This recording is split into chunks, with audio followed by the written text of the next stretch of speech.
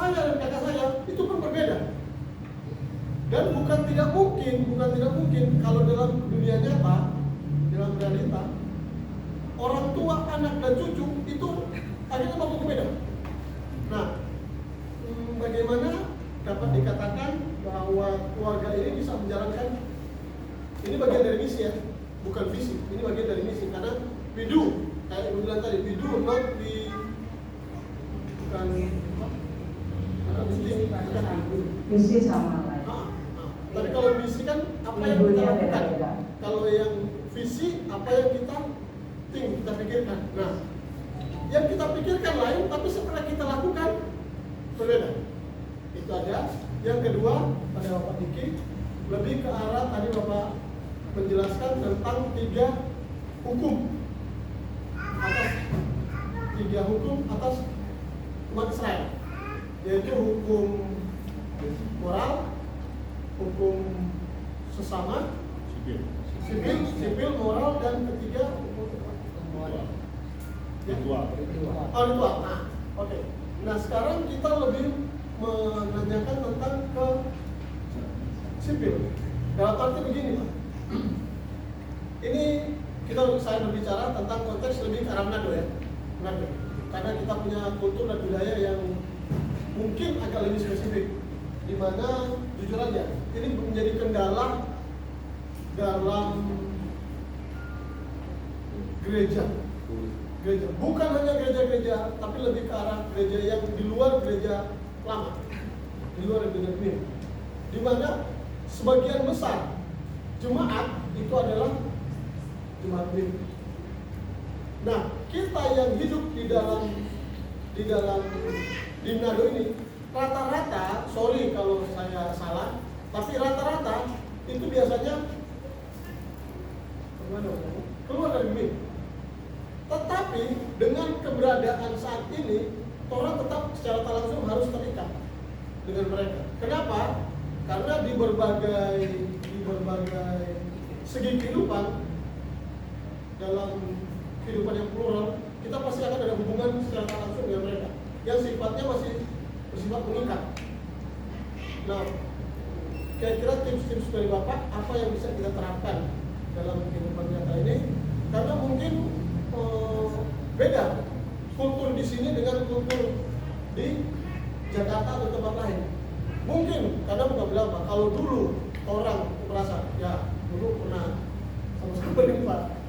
Kalau di sana orang pasti akan terikat dengan ini masing-masing. Tapi kalau setelah di sini nggak bisa. Kayaknya, sorry, bukan tidak bisa, tapi kayaknya nggak bisa. Karena orang masih lebih juga terikat dengan contoh kasarnya. Contoh gampangnya. Orang walaupun sudah gereja di GBK, tapi orang masih ada ikatan dengan kolom setempat. Kenapa? Karena mungkin Bapak kita bilang tadi, Bapak bilang ada hukum ini, ada hukum sipil yang membuat secara langsung orang masih harus terikat dengan. Kira-kira apa tips yang boleh Bapak? Terima kasih.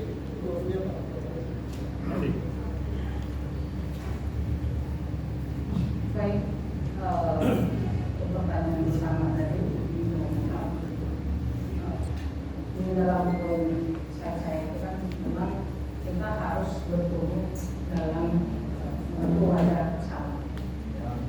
Memang itu kenyataan, itulah sebabnya saya mengangkat poin ini karena umumnya yang sering ditemui di Jakarta, apalagi anak lain, bapak lain, ibu lain, gerejanya ya kan.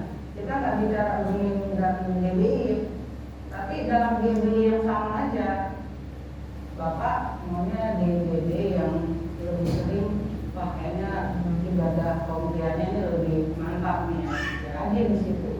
Ibu-ibu, wah kayaknya kalau di sini nih ibadah wanitanya lebih mantap, dia ada di situ. Ya kan? Anak-anak apalagi, wah senangnya yang lagi anak sekarang kan ada gereja yang memang mereka anak mudanya aktif, lebih hidup katanya, lebih semangat. Kalau mama papa gerejanya kayak enak ngantuk gitu kan. Nah itu kenyataan. Tapi kita bisa secara kita aja berpikir ya, papa lain, mama lain, anak lain, masing-masing gereja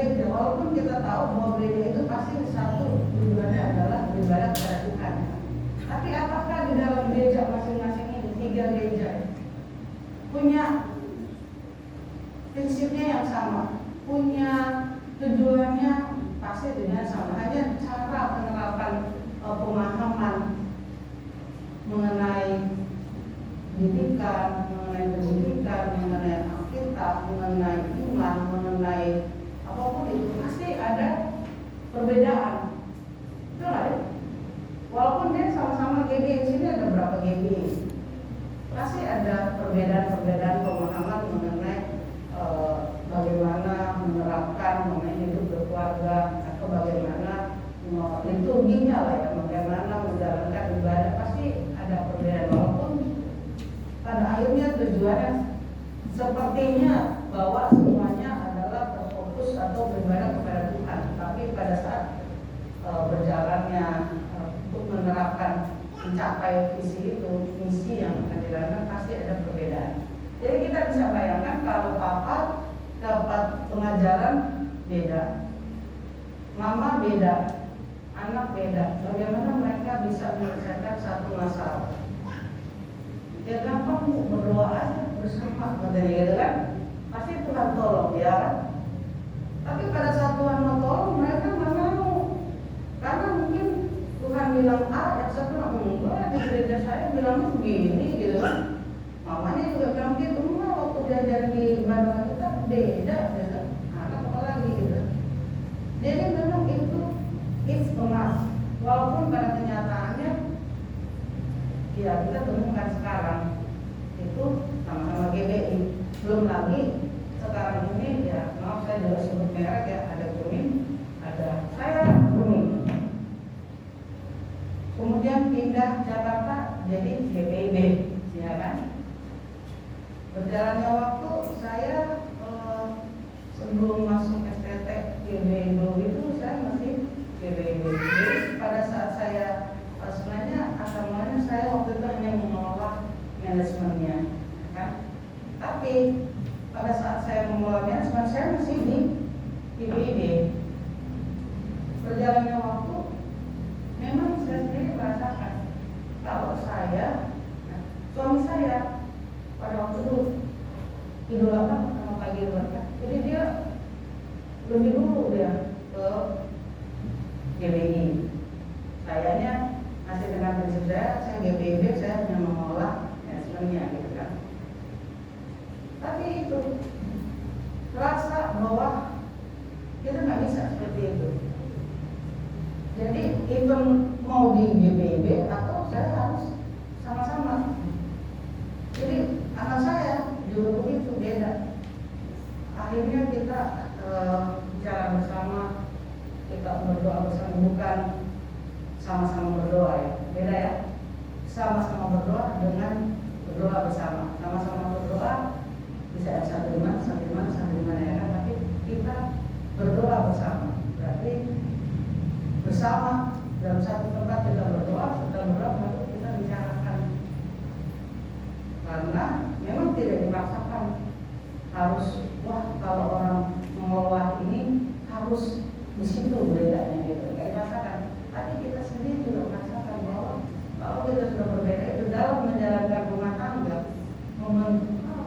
mau kita mencapai keluarga Kristen yang bahagia sesuai dengan visi kita bersama, itu nggak bisa Pak beda-beda dari sini, tetap. Jadi menurut saya itu ismas. Jadi harus ada pembicaraan antara keluarga, baik ibu, istri, suami, dan anak, harus dibicarakan bersama sambil tentunya bawa dalam doa. Kita memang apalagi anak-anak yang nggak bisa dilarang kan, kita larang malah pergi gitu. Kita berdoa bersama.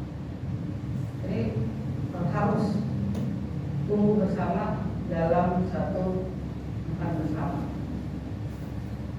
Jadi sama dengan ini Pak, ininya menanamnya di sini, ngambil buahnya di kain gitu kan, bisa.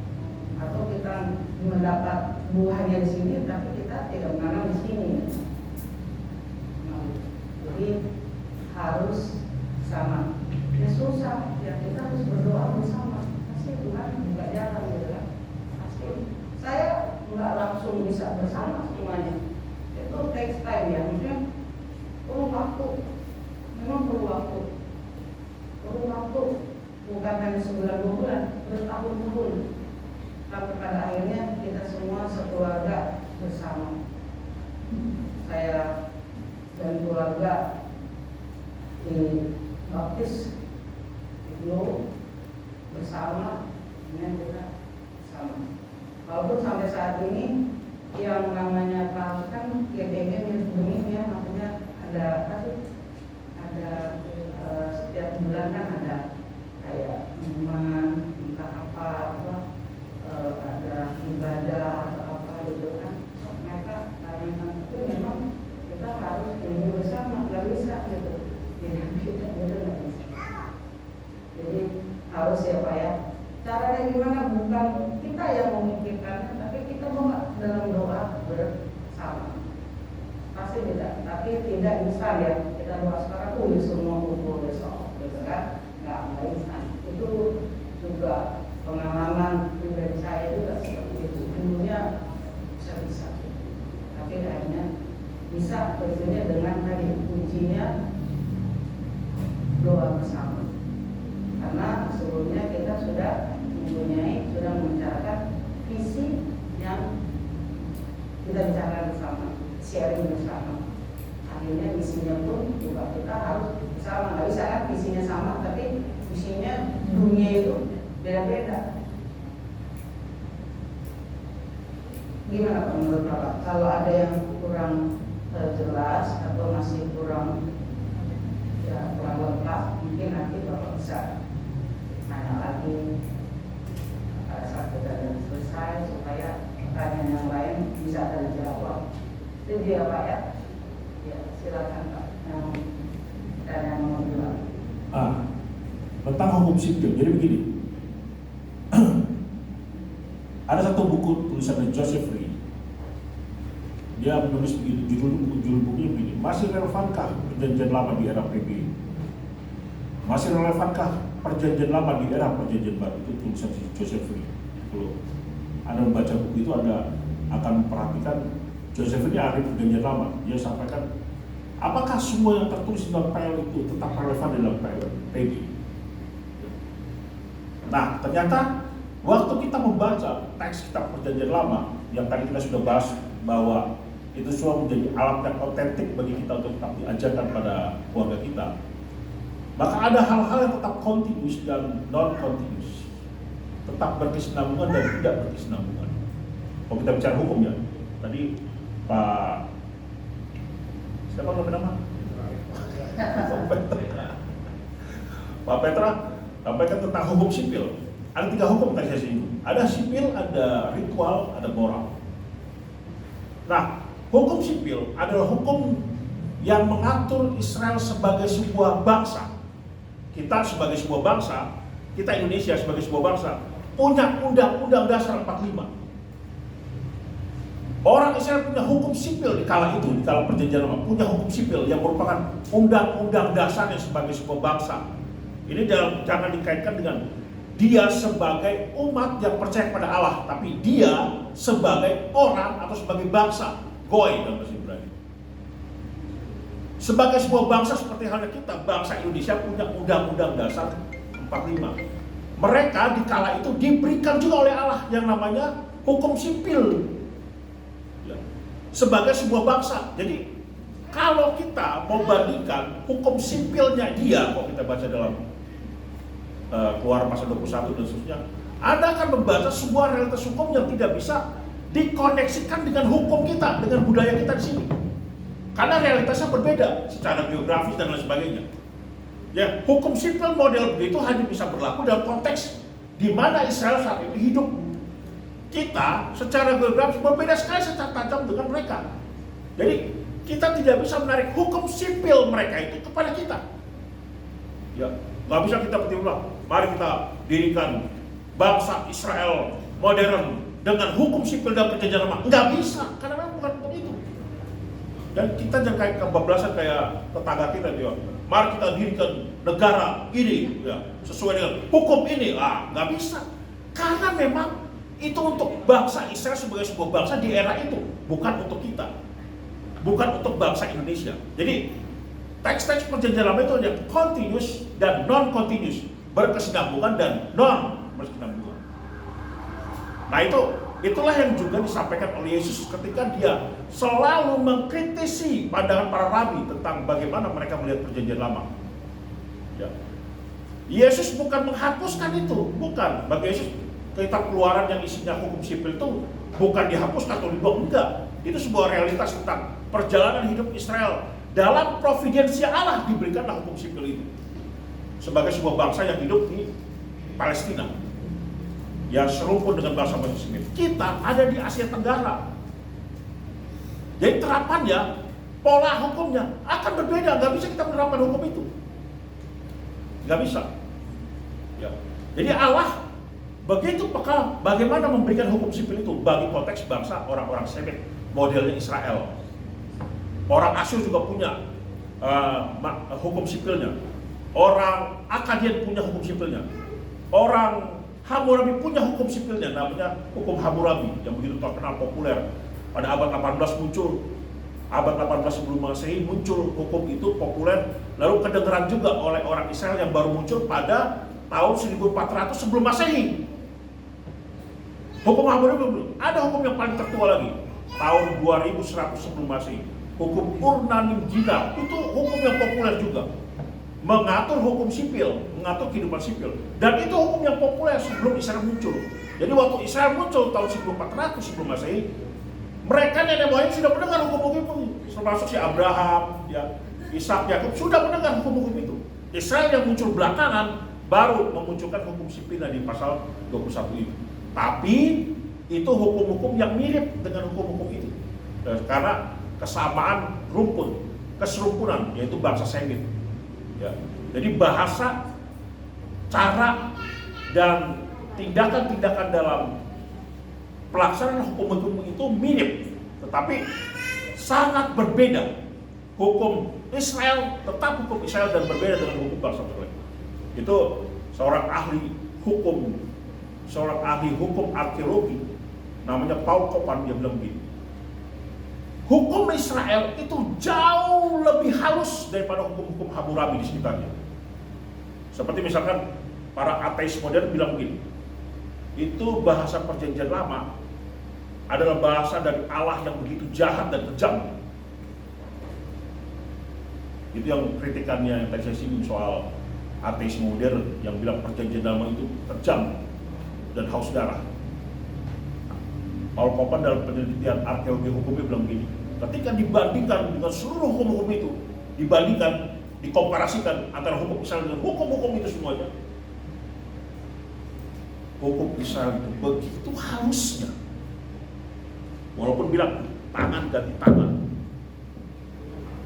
mata ganti mata, tapi waktu dibandingkan, hukum Israel itu tetap lebih halus. Jadi bayangkan, kalau yang potong tangan ganti tangan saja dalam konteks perjanjian lama itu dibilang begitu halusnya, bagaimana hukum Hammurabi begitu kasarnya? Bagaimana hukum Urnanim Jina begitu kasarnya? Hukum Israel itu paling halus dibandingkan dengan hukum-hukum lain. Itu untuk mematikan argumentasi ateis modern yang menyerang perjanjian lama. Jadi Bapak itu tidak bisa diterapkan dalam konteks terapan kita, karena itu dua konteks negara atau bangsa yang berbeda dengan kita. Gitu. Silakan yang lain. Oh ini ada ya, Bu Dewi dulu atau saya? Silakan dulu. Ini ada, tadi kalau menyambung yang tadi saya bilang selalu saya katakan bukan sama-sama berdoa tapi doa bersama. Ini ada yang pertanyaan, bagaimana katanya melakukan doa bersama sementara kegiatannya itu masing-masing apa nih katanya, kegiatan dan kesibukan sendiri-sendiri. Kita harusnya berpikir ya, kita sibuk karena apa sih? Ya kan? Kenapa kita bisa sibuk? Tentunya ada satu pekerjaan yang kita lakukan, ya kan? Nah, pekerjaan pekerjaan itu yang kasih kita siapa? Ya kan? Semua yang kita miliki, semua kegiatan kita, semua yang kita lakukan, semua yang kita punya, itu semuanya dari kita, ya kan? Apakah Tuhan Yesus kurang kerjaan atau dia waktunya longgar-longgar gitu sehingga dia mau tuh bisa alih, dia kasih darahnya untuk tebus dosa kita, ya kan? Tapi pengangguran gitu kan, gue pengen ngasih darah gue buat tebus dosa manusia. Dia aja yang mungkin sibuknya nggak tahu sibuknya bagaimana sibuknya dia, tapi dia masih mau dan dia wajib ya. Memang sudah diikuti dalam Alkitab bahwa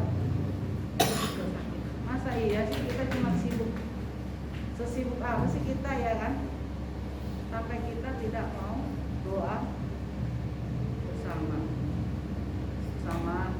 suami, istri, atau keluarga, ayah, ibu, mama, papa gitu kan. Jadi doa bersama itu ya harus sibuk. Oh iya sih sibuk, harus. Kita bangun pagi itu kan langsung sibuk, enggak kan, gitu kan? Pasti kan ada lah waktu untuk kita bisa doa bersama.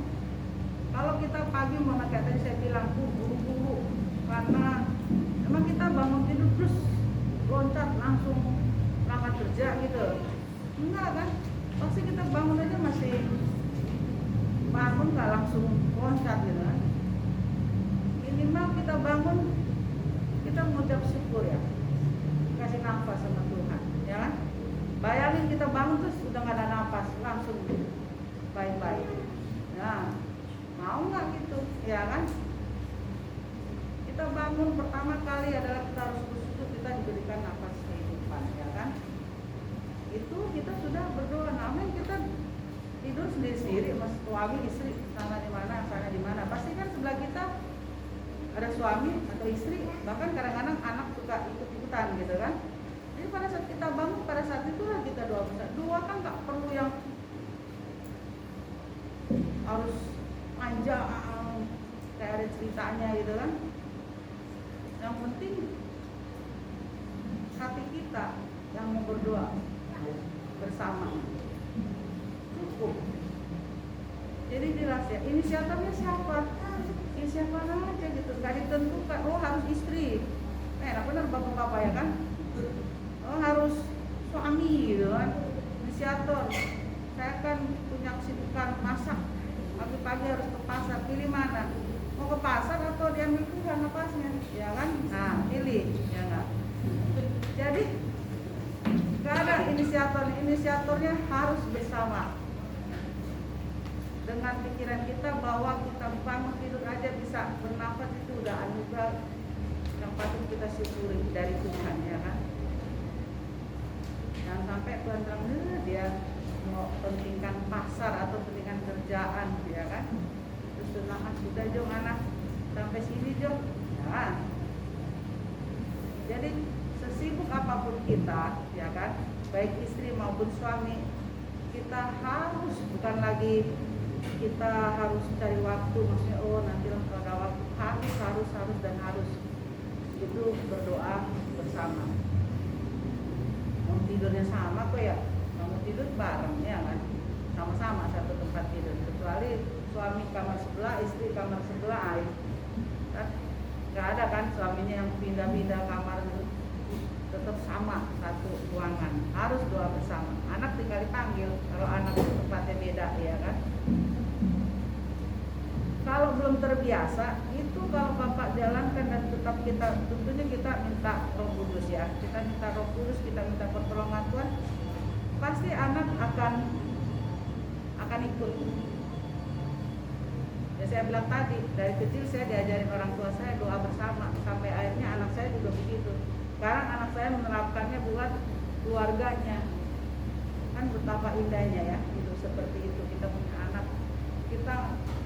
Saya bilang mama nggak bisa kasih kamu apa-apa ya, maksudnya kita bukan ngomong hanya kasih uang gitu kan buat anak. Tapi kita harus itu tadi ditanamkan kepada anak bahwa harus mengandalkan Tuhan, dekat Tuhan, cinta Tuhan. Itu aja saya modalnya kasih ke anak saya, dan itu saya bersyukur saya jadi ikut gitu.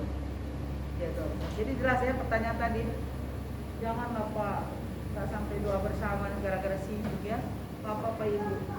Jadi harus doa bersama. Kan nanti kalau kita sering doa bersama itu tadi nanti waktu our time-nya itu dapet ya kan, family time-nya itu dapet, membicarakan masalah-masalah untuk keluarga dapet, semuanya dapat pada saat kita doa bersama. Kalau kita ngomongin di meja makan berantem ya gitu kan, menyelesaikan masalah. Di dalam doa bersama lah kita bisa menyelesaikan segala sesuatunya. Kemudian masalah cemburu ya, suami istri apakah perlu cemburu? Katanya kalau dia nggak ada cemburunya berarti dia nggak cinta katanya. Ilmu cinta. Tadi saya udah bilang ya bahwa cemburu itu racun cinta. Kalau Bapak punya 33 buku yang surga ada di keluargaku, itu bisa dikatakan di situ bahwa cemburu itu racun cinta. Karena kalau kita lihat ya, kan ada yang begini, Tuhan aja cemburu katanya gitu kan. Tapi beda cemburunya Tuhan sama cemburu manusia. Cemburu Tuhan karena kuasanya, dia cemburu kalau kita beribadah kepada Allah lain, ya kan? Tapi kalau manusia cemburu, paranoid, ingat-ingat, aduh suami saya sekretaris itu takut gitu kan, nggak ada apa-apa dia cemburu. Suami pulang marah-marah aja kerjanya, itu kan nggak sama cemburunya Tuhan. Jadi cemburu harus kita katakan no buat cemburu ya. Itu bukan bumbu cinta, itu racun cinta. Karena kalau udah cemburu pasti kata-katanya udah negatif, ya kan? Kalau dia bilang saya habis berantem karena cemburu, setelah itu kita deket tuh katanya, lebih sayang. Coba aja diteliti apakah iya. Sayangnya paling berapa hari gitu, setelah itu akan gitu lagi gitu. Jadi ditanamkan ya bahwa cemburu itu bukan bumbu cinta, tapi bumbu cinta. Alasan apapun yang kita pakai supaya kita bisa cemburu itu nggak bisa. Ya tetap cemburu tidak dilakukan, karena firman Tuhan juga mengatakan bahwa tidak perlu cemburu, kan? Karena berarti kalau kita cemburu kita nggak keras. Sementara dalam keluarga Kristen kita harus ada, selain kasih harus ada saling percaya, harus ada trust. Kalau kita trust each other ya, itu pasti Tuhan akan singkapkan hal-hal yang terselubung, yang kita mikir-mikir, suami saya kenapa ya gini, kenapa gini, aja jadi cemburu. Kita harus trust, ada kasih, ada trust each other. Pasti cemburunya. Saya sama suami saya, kan kata orang, suami lu nggak cemburuan ya? Enggak, saya bilang. Karena kita memang harus itu tadi, karena ada trust di dalamnya. Saya 38 tahun menikah, saya udah 34 tahun. Dulu pekerjaan saya dan suami saya berbeda. Waktu itu masih di dunia sekuler ya.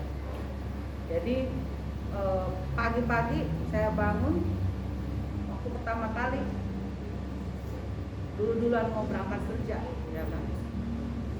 Tapi ya seiringnya waktu kita terus berdoa, akhirnya kita sekarang bisa dalam satu pelayanan yang sama.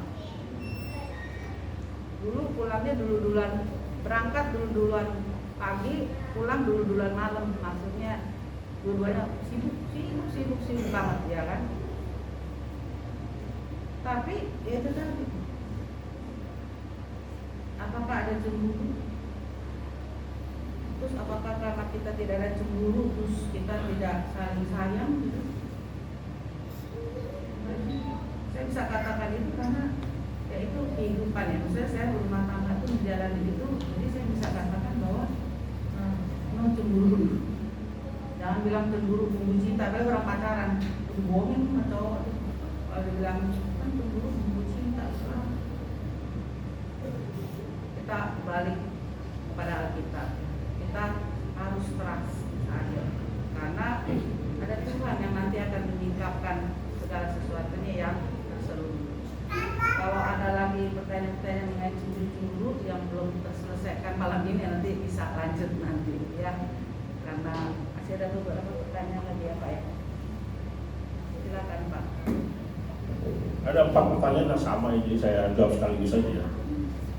1, 2, 3, 4. Ini pertanyaan sama semua. Pertanyaannya yaitu tentang apakah perjanjian lama mengajarkan tentang poligami atau menikah lebih dari satu ya. Lalu atau apakah itu menjadi pertentangan dengan perjanjian baru? Perjanjian lama tidak pernah mengajarkan poligami. Semua umat Allah di dalam perjanjian lama yang poligami itu tetap dosa. Daud dosa, semua dosa, Salomo dosa, semua dosa, itu dosa-dosa poligami semua. Tapi jangan Anda berpikir bahwa dengan dosa itu kenapa Allah masih memakai mereka? Allah punya kuasa untuk memakai siapapun, termasuk setan lain dipakai oleh Allah. Allah punya kehendak bebasnya untuk memakai dan menggunakan siapapun menjadi alatnya, termasuk iblis saja bisa dipakai oleh Allah. Catatan kitab Ayub mengatakan bahwa Allah memakai iblis. Catatan kitab 2 Hakim-Hakim mengatakan, 2 Raja-Raja mengatakan Allah memakai roh dusta dimasukin ke dalam mulut nabi-nabi untuk menghukum Hizkia. Jadi persoalan soal memakai Allah, siapa saja di alam semesta ini bisa digunakan oleh Allah, karena Dia pencipta, Dia punya Dia semuanya. Jadi Allah bisa memakai semua itu untuk mencapai tujuan dan maksud. Jadi kalau iblis saja bisa dipakai oleh Allah, apalagi Daud, apalagi Salomo, apalagi Abraham, yang bapak orang pendusta itu, bapak orang beriman itu berdusta 2 kali. Salah saya ngomong. Bapak orang beriman itu berdusta 2 kali. Apalagi mereka. Jadi itu tidak berkaitan dengan mengapa Allah masih memakai mereka dengan poligami. Itu di dalam otoritas dan kehendaknya Allah bisa menggunakan siapapun dan untuk tujuannya. Allah menggunakan Daud, lalu menggunakan Salomo sebagai garis keturunan Mesias dan seterusnya sampai hadirnya Yesus. Salomo yang merupakan anak dari hasil perzinahan Daud. Lihat ya, Salomo itu anak Batseba, istri Uria yang diambil waktu Uria sedang perang. Daud ngintip, orang mandi diambil, dinikahi, punya anak mati 1 sebagai hukuman Allah. Lalu punya anak lagi, Salomo lagi itu anaknya. Loh, itu anak perzinahan kok dipakai juga oleh Tuhan? Loh, siapa yang bisa melarang Allah untuk menggunakan siapapun dan apapun dalam dunia ini? Jadi poligami tetap dosa. Monogami lah yang Allah memang sudah tetapkan sejak awal. Allah tidak menciptakan Hawa kedua, Hawa ketiga, Hawa keempat. Diambil tulang rusuk satu-satu oleh Allah dan Adam, copot satu-satu. Tidak, cuma satu tulang rusuk diambil oleh Adam. Dijadikanlah Hawa. Enggak berkali-kali. Jadi kalau ada orang kawin berkali-kali bilang itu adalah ajaran perjanjian lama, sorry, saya mau katakan Anda harus masuk estetik global itu, saya ngajar. Ya, jadi itu sebabnya saya katakan perjanjian lama tidak bertentangan dengan perjanjian baru. Karena apa? Satu Allah yang berfirman. Satu Allah yang menyatakan firman, masa bisa bertentangan? Tidak. Kalau Anda membaca ayat-ayat yang sulit, itu bukan berarti kontradiksi Alkitab, itu paradoks. Kontradiksi itu bukan paradoks, paradoks itu bukan kontradiksi. Kontradiksi itu berlawanan, paradoks itu sepertinya berlawanan, padahal enggak. Kelihatannya berlawanan, padahal enggak. Itu paradoks. Ayat Alkitab itu paradoks, sepertinya berlawanan, padahal tidak. Mau tahu jawabannya? Masuk STP Glow. Ini ada brosur yang saya mau bagikan kepada saudara. Ya, memang tujuan saya bersama dengan Bu Dewi sini ke Manado ini adalah kami ditugaskan oleh rektor satu tim untuk menjadi tim untuk mempromosikan dan merekrut mahasiswa di Manado dan di Sulawesi Utara ini. Makanya saya seminar tentang bawa brosur. Ya, jadi kalau ada tanya dan belum mengerti juga, penasaran, masuk daftar. Ya. Nah itu, jadi ini 4 pertanyaan saya menjawab, tidak ada toleransi Alkitab. Satu Tuhan yang berfirman, satu Tuhan yang menyatakan kebenaran, PL dan PB satu beritanya, yaitu Yesus Kristus Tuhan dan Juru Selamat. Tidak ada poligami yang diizinkan oleh dikehendaki oleh Allah. Setiap poligami itu tidak dikehendaki oleh Allah. Jadi kalau Daud berpoligami, jangan Anda pikir itu dikehendaki oleh Allah. Enggak. Salomo 1000 ceweknya, itu dikehendaki oleh Allah. Enggak. Tidak ada kehendak Allah begitu. Nah ini sesuatu yang harus kita paham. Ini 4 pertanyaan ini saya jawab langsung ya. Jadi ini clear. Lalu ini ada pertanyaan. Dalam firman Tuhan mengatakan orang malas tidak bekerja jangan dikasih makan. Bagaimana dengan ibu rumah tangga yang tidak bekerja? Bagaimana dengan orang sakit atau lumpuh? Anda harus bedakan tidak bekerja karena malas dan tidak bekerja karena sakit. Jadi Alkitab melarang orang malas bekerja, bukan melarang orang yang sakit untuk dikasih makan. Tidak. Tadi saya sudah sampaikan soal kata berekah, bahwa ada menjadi berkat secara rohani juga menjadi berkat secara jasmani bagi orang-orang yang memerlukan pertolongan. Lalu yang berikutnya, pertanyaan adalah apakah kitab Perjanjian Lama hanya berisi sejarah saja atau ada etika Kristen di dalamnya? Iya, sejarah kitab Perjanjian Lama terbentuk menjadi 5 bentuk genre tulisan. Yang satu namanya genre narasi, genre hukum, genre apokaliptik, genre puisi, genre hikmah. Jadi itu bentuk-bentuk tulisan dalam Perjanjian Lama. Jadi kalau ada pertanyaan, apakah ada berisi sejarah? Ya, narasi itu sejarah. Kitab-kitab Torah yang ditulis oleh Musa, Kejadian, Keluaran, Bilangan, Ulangan itu sejarah. Nyambung ke Yosua, Hakim-Hakim, Rut, 1 Samuel, 2 Samuel, 1 Raja-Raja, 2 Raja-Raja, 1 Tawarik, 2 Tawarik, Esra, Nehemia, Esther, itu sejarah semua, 12 kitab itu. Ya, itu sejarah semua. Jadi apakah sudah ada? Itu sejarah semua. Apakah ada etikanya? Di dalam kitab-kitab hikmat ada pengkhotbah, ada Amsal, ada Kidung Agung, lalu disambung dengan kitab puisi, ada Mazmur, itu penuh dengan ulasan-ulasan etis terhadap dunia agama. Jadi apakah dua-duanya ada? Ada dan ada. Bagaimana caranya supaya Perjanjian Lama diminati untuk dibaca? Banyak metodenya. Ya, banyak metodenya. Saya punya metode untuk mahasiswa saya di zaman dia nih, saya suruh baca 50 pasal 1 minggu, baca nih 50 pasal 1 minggu. Mata melotot semua itu. Ya, supaya mereka mencintai Perjanjian Lama. Nah itu. Nah yang terakhir ya, pertanyaan yang diberikan kepada saya. Mengapa isi Taurat khususnya jangan mengingini istri orang lain, waduh.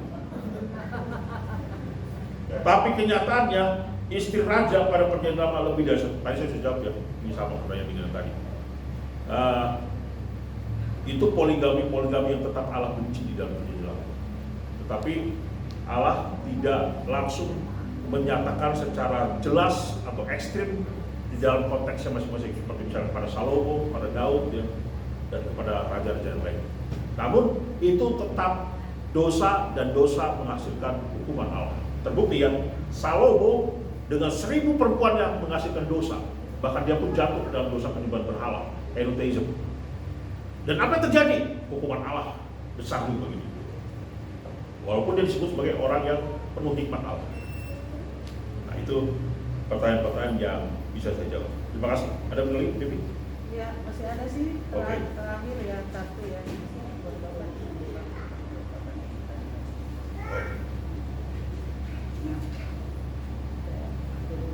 Ya. Terakhir pertanyaannya nanti seputar mengenai ini visi ya. Tentunya visi yang dimaksud di sini adalah visi dalam keluarga, visi dalam kita berumah tangga, bukan visi dalam pekerjaan harus sama apa ya. Jadi ini yang kita bicarakan adalah visi. Apakah itu penting? Penting. Tadi kan sudah jelaskan sebelumnya ya, bahwa tanpa visi ya kita rumah tangganya seperti itu tadi. Orang bangun rumah itu kan yang kekuatannya ada di fondasi kan. Kalau kita buat fondasi, kalau salah itu rumahnya gampang rubuh, gitu ada gempa segala macam. Dan kalau kita jalan, kalau nggak penerbangan tuh, kalau nggak ada GPS-nya, ya dia kesana kemari nanti terbangnya.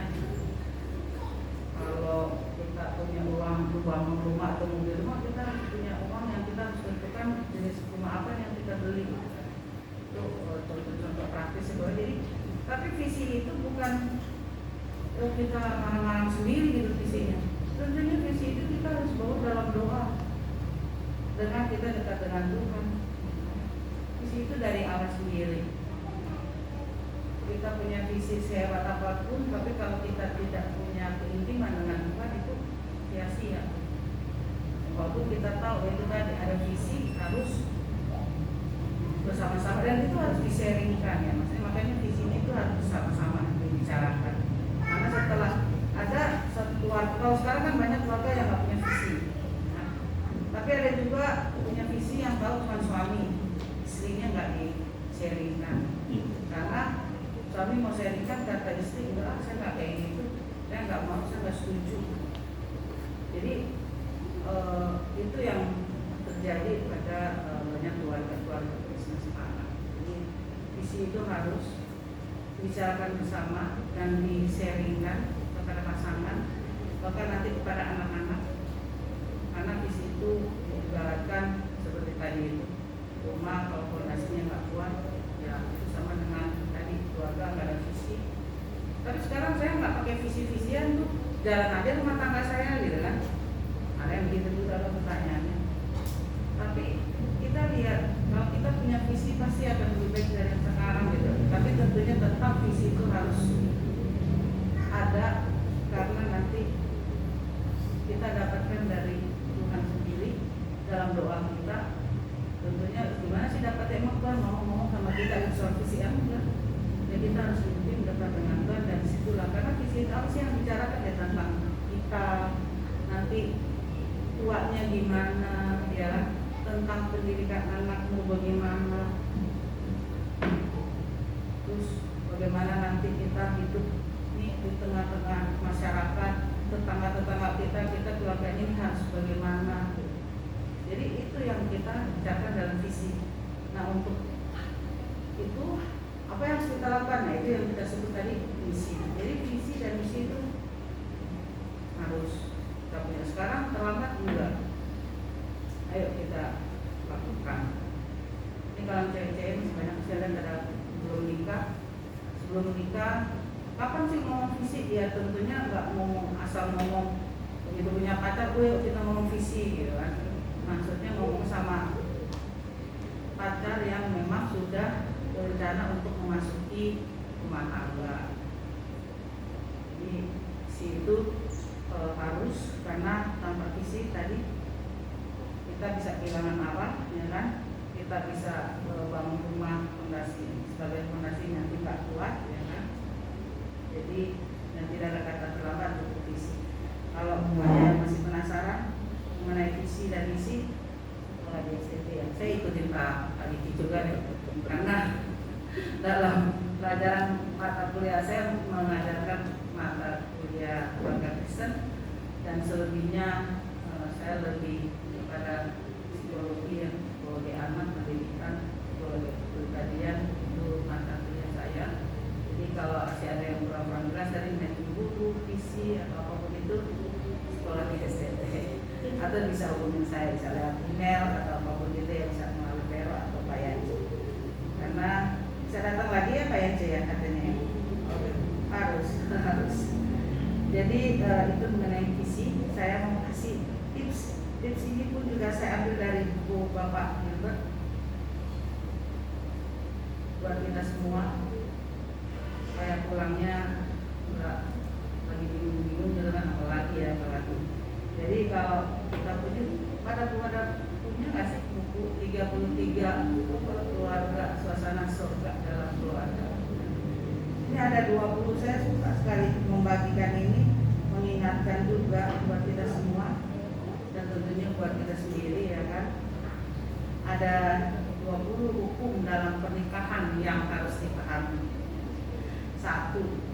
Kecocokan dan kebahagiaan itu nggak terjadi dengan sendirinya, karena itu harus kita perjuangkan. Perjuangkannya tentu harus dengan dasar tadi doa bersama, kita dekat Tuhan. Ada visi, ada misi bersama yang di-sharingkan. Jangan saling mencurigai, membandingkan atau menuduh, karena tadi kita harus ada trust, saling percaya. Karena kalau kita trust dan kita buat dalam doa, pasti Tuhan akan mensingkapkan hal-hal yang bersungguh-sungguhnya. Curiga-curiga pasti akan dibukakan Tuhan. Jadi terus dalam keadaan apapun, buat suami istri itu kan jangan ngomongnya tuh nggak boleh kasar-kasar gitu ya. Ini kan kuncinya ya. Cuma mau minta tolong apa atau karena ada perbedaan pendapat apa, saking sibuknya, saking nggak mau diganggu, memberitahukannya dengan suara yang keras dan besar. Ya kan, ini juga termasuk di dalam hukum. Jadi kita harus lemah lembut, ya kan? Memberitahukan kesalahan istri atau suami tidak perlu dengan kata-kata kasar, ya kan?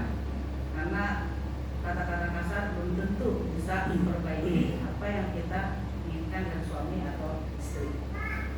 Harus satu pikiran tadi, karena visi-visinya sama, berarti mereka punya satu pikiran. Kita harus punya satu pikiran dengan pasangan kita. Dan kita jangan memikirkan apa yang kita mau, tapi kita memikirkan apa yang Tuhan mau dan apa yang baik buat pasangan kita. Jangan kita egois ya, egosentris. Sediakan waktu, tadi saya sudah berulang-ulang, harus kita juga sediakan waktu buat pasangan kita. Nah ini saya nggak tahu nih, bagus buat bapak atau bagus buat ibu atau bagus buat anak. Jangan pelit katanya. Jadi jangan pelit juga ya pasangan kita ya kan. Jangan pelit, tapi jangan juga boros dalam hubungan keluarga. Karena suami capek-capek kerja, seringnya boros, ya kan. Maka menggunakan uangnya hanya untuk hal-hal yang sekunder, bukan primer. Jadi kita harus belajar mengatur keuangan juga. Jadi pengaturan keuangan juga penting buat kebahagiaan keluarga Kristen. Kalau kita tegur suami atau istri, jangan lagi banyak-banyak orang, ya kan? Atau marahin anak, kalau marahin orang, kita marahin anaknya, pasti itu akan membuat sakit hati. Kan ada gaya, jangan kita bandingkan amalan anak, tapi bukan dengan anak, tapi buat istri juga. Nah kalau satu lagi marah, jangan dua-duanya ikut marah. Gampang kasih nggak gampang, ya kan? Kalau kita lagi marah, kalau kita merasa benar, kita dimarahin, kita merasa benar, biasanya kita langsung konfrontir ya, maksudnya kita langsung membela diri atau mengungkapkan bahwa kita yang benar. Kalau ada yang lagi marah, kita diam aja. Nanti pada saat dia lagi nggak marah, kita kasih tahu gitu, bahwa yang tadi dia marah-marah itu sebenarnya nggak benar. Kita bicarakan secara perlahan-lahan. Kalau kita langsung debat pada saat dia lagi marah, nggak ada ujungnya. Pun berantemnya bisa akan lebih panjang. Diam bukan berarti kita mengalah terus, kita membenarkan pasangan kita. Kalau dia salah memang, dan tentunya kalau kita mau berdamai dengan suami atau istri untuk mendapatkan kebenaran, dan tentunya kita harus tetap doa bersama. Ada lagi yang kalau sekarang agak beda, tapi kalau saya lihat pasangan-pasangan muda yang udah sering ya, maksudnya kalau kita sayang kita katakan. Jadi harus di say it. Kalau orang tua dulu ini jarang nih kita dengar mama papa hi dear sayang gitu kan. Kalau saya lihat sekarang lebih banyak pasangan muda ya. Nah yang tua tuh nggak apa-apa, memang agak janggal-janggal pertama gitu, tapi kalau udah terbiasa itu apa ya, suami katakan itu istri juga senang gitu. Tapi suami juga pasti senang kalau istri mengatakan seperti itu. Kalau sekarang kan mamanya atau istrinya bapak atau manggil istri Pak Diki manggil Diki gitu kan, gak enak kan Pak? Karena sayang tolong dong gitu kan. Yang tua-tua jarang nih kalau saya lihat orang-orang berumur tangga yang berumur nggak pernah saya dengar gitu kan. Tapi kalau kita mulai gitu, kita biasakan dari sekarang. Jadi I love you itu harus say it, maksudnya harus dikatakan. Kita sayang itu udah katakan. This, heart gitu kan, ayam, senang pasti, ya kan? Harus ya Pak ya. Jadi kita katakan. Terus kalau kita ada sesuatu yang dilakukan istri atau suami, kita harus bilang terima kasih bahwa memang itu menolong kita tuh. Nah, thank you ya, terima kasih ya. Maksudnya istri, jangan kita cuma berterima kasih sama apa yang di luar-luar. Kalau kita mau makan sama pramusaji, terima kasih ibu atau mbak atau apa gitu. Sama keluarga kita, anak pun juga gitu. Kalau dia berhasil melakukan sesuatu yang kita inginkan, kita katakan thank you lah deh gitu kan, kak gitu. Thank you kamu sudah berhasil, kamu sudah ini. Itu anak-anak juga harus ada ungkapan-ungkapan itu, harus ada pujian. Tapi bukan hanya pujian, kalau kita mengkritik juga bisa, tapi jangan di depan orang, jangan lagi banyak orang. Jadi harus di say it, kata thank you, pujian, I love you atau terima kasih ya. Jadi sediakan waktu tadi sudah ya kan, bersama-sama. Tadi ada surprise harus dengan materi ya kan. Kadang-kadang orang berpikir surprise harus materi, sementara kita belajar itu susah ya kan. Kita harus, tapi tetap harus ada surprise. Dan tetap kita libatkan Tuhan. Sekali lagi doa bersama dalam segala hal dalam rumah tangga kita. Ini untuk dari saya, tips dari saya yang saya ambil dari buku Bapak Gilbert, Suasana Surga dalam Keluarga. Terima kasih, dan Yesus memberkati, semoga Roh Kudus memampukan kita memahami, mengerti, sehingga dalam kehidupan keluarga kita akan terus semakin dekat Tuhan, keluarga kita bukan hanya jadi berkat buat keluarga kita, tapi juga menjadi berkat bagi sekeliling kita. Karena itulah pengindiran kita, kalau kita harus keluar kemana-mana, itulah pengindiran kita ya, karena sekeliling kita terberkati dan jadi terang bagi kita. Amin. Ini ada satu pertanyaan lagi. Mohon penjelasannya Amsal 28 ayat 19. Kitab Amsal itu muncul sekitar tahun 900 sebelum Masehi. Dan kitab ini adalah kitab yang memang di latar belakangi atau hadir oleh karena ada satu aktiviti yang disebut dengan merekrut tenaga-tenaga di luar kerajaan untuk masuk dalam kerajaan sebagai pekerja-pekerja. Jadi kitab Amsal itu sebenarnya sebuah norma dan aturan yang high, yang tinggi sekali, berkaitan dengan memberikan peluang kepada setiap pemuda untuk bisa bekerja di area kerajaan Salomo. Nah, lalu untuk bisa bekerja di area kerajaan Salomo itu harus punya etika yang high sekali, tinggi sekali. Nah, ini ya kitab Amsal itu. Ya. Jadi tidak sembarang orang untuk bisa bekerja di istana itu, kalau dia tidak punya etika yang tinggi seperti Amsal ini, aturan-aturan dan norma seperti ini, dia tidak akan diterima dalam konteks pekerjaan di kerajaan Salomo. Jadi Amsal adalah uraian-uraian etis yang sangat tinggi supaya orang bisa bekerja di kerajaan. Nah, kalau kita kaitkan dengan kehidupan keluarga Kristen kita, Amsal ini adalah norma-norma yang tinggi sekali supaya keluarga kita bisa bahagia. Maka diuraikan secara detail sampai kepada orang malas pun dibandingkan dengan semut. Betapa detailnya dia mengungkapkan norma-norma itu, etika itu di dalam kehidupan seseorang supaya dia mencapai kebahagiaan. Nah itu narasi kitab Amsal yang bisa dijelaskan. Terima kasih Pak. Puji nama Tuhan. Kali lagi kita tepuk tangan bagi anak kita yang hebat, yang dahsyat.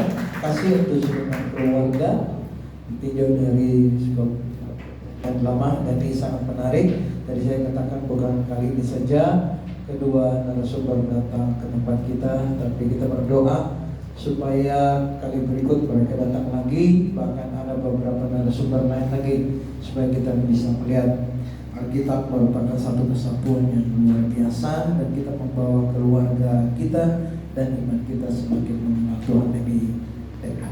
Bapak Ibu kalau mau menentukan informasi atau makalah mereka sampaikan bagi kita malam hari ini, Bapak Ibu boleh ketemu saya atau Vero, nanti kita berhubung dengan Ibu Dr. Debbie untuk makalah beliau dan Bapak Dr. Diki Kansil untuk makalah beliau supaya Bapak Ibu boleh belajar dan bertanya lebih. Tapi itu tadi satu garis bawahi yang paling mantap. Kalau ingin lebih tahu lagi, jadi mahasiswa di STT Global Florida. Pasti tahu. Tuhan, terima kasih untuk waktu, terima kasih untuk kesediaan Bapak Ibu boleh bersama-sama dalam seminar kita malam hari ini. Tuhan Yesus memberkati. Kita akan bangkit berdiri, kita kami memuji kebesaran ajaib Tuhan, ajaib Tuhan. Nanti dengan hormat sekali lagi Bapak Dr. Diki akan berdoa untuk kita semua yang hadir malam hari ini. Kami memuji kebesaran-Mu ajaib Tuhan. Kami memuji kebesaran-Mu ajaib Tuhan, ajaib Tuhan.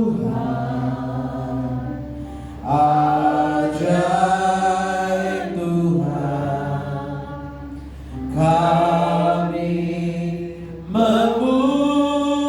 memuji kebesaran-Mu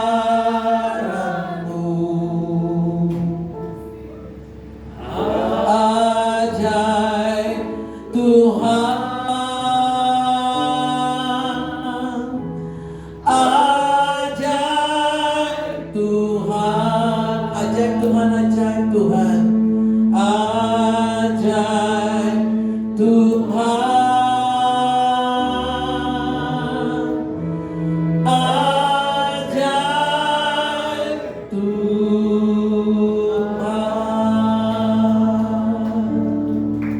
Kami surga, terima kasih. Allah begitu baik memimpin seminar ini dari awal hingga akhirnya.